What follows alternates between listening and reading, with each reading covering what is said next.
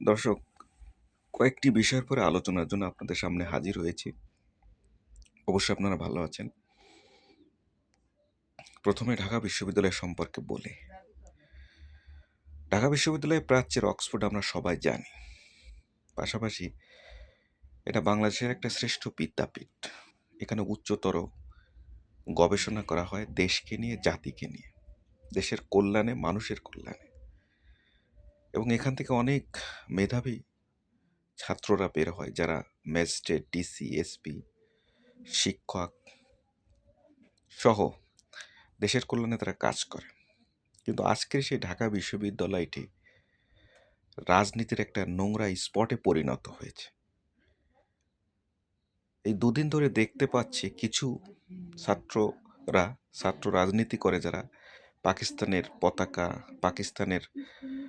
পতাকা এঁকে তারপরে পাড়াচ্ছে, পা দিয়ে হাঁটছে। আবার কেউ ভারতের পতাকা এঁকে তারপরে পা দিয়ে পাড়াচ্ছে। আবার কেউ মোদির ছবি এঁকে গুজরাটের কসাই বলছে।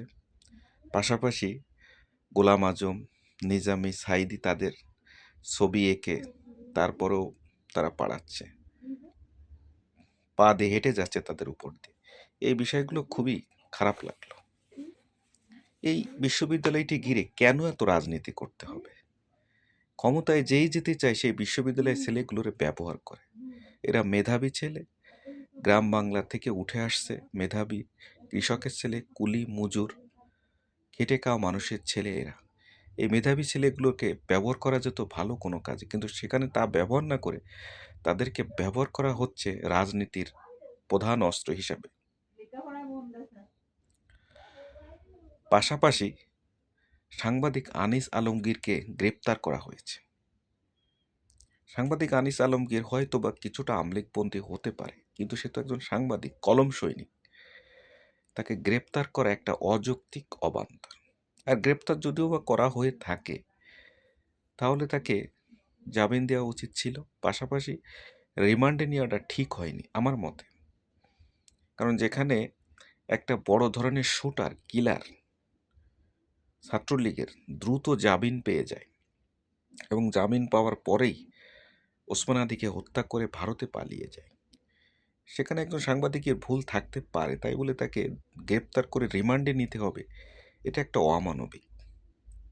আরও একটি বিষয় দেখেন যে নারায়ণগঞ্জ ৫ আসনের বিএনপি মনোনীত প্রার্থী মাসুদুজ্জামান মাসুদ তার মনোনয়ন প্রত্যাহার করছে আতঙ্কে, ভয়ে।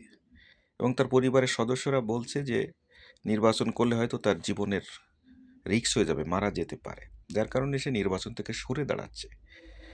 একজন প্রার্থী যদি নির্বাচন থেকে সরে যায়, তাহলে মানুষ কি নির্বাচনে মাঠে নামবে ক্যাম্পিং করতে, ভোট চাইতে নামবে? এটা কি ভোট হচ্ছে নাকি একটা কি হচ্ছে, এটা বোঝা যাচ্ছে না আসলে। যদি অন্তর্বর্তীকালীন সরকার মানুষের নিরাপত্তা দিতে না পারে, তাহলে তো ভোটের মাঠে এমন হবে যে ভোটের বাক্স ছিনতাই হয়ে যাবে, ফলাফলও উল্টে যেতে পারে। তাহলে এর দায়ভারটা কে নেবে? এই ভোটের লাভটা কি বলেন? ভোট কাটাকাটিও তো হতে পারে। আসলে আমরা আমরা বলবো এইটা যে বাংলাদেশটা সুষ্ঠু সুন্দরভাবে চলুক এবং মানুষের নিরাপত্তাটা বজায় রাখুক। তা না হলে অন্তর্বর্তী সরকারকে বলবো যে মানুষের নিরাপত্তা না থাকে, এই বিশ্ববিদ্যালয়টিকে রাজনীতির পচা নোংরা জায়গা না করে সকলের কল্যাণে ব্যবহার করা হোক। ধন্যবাদ।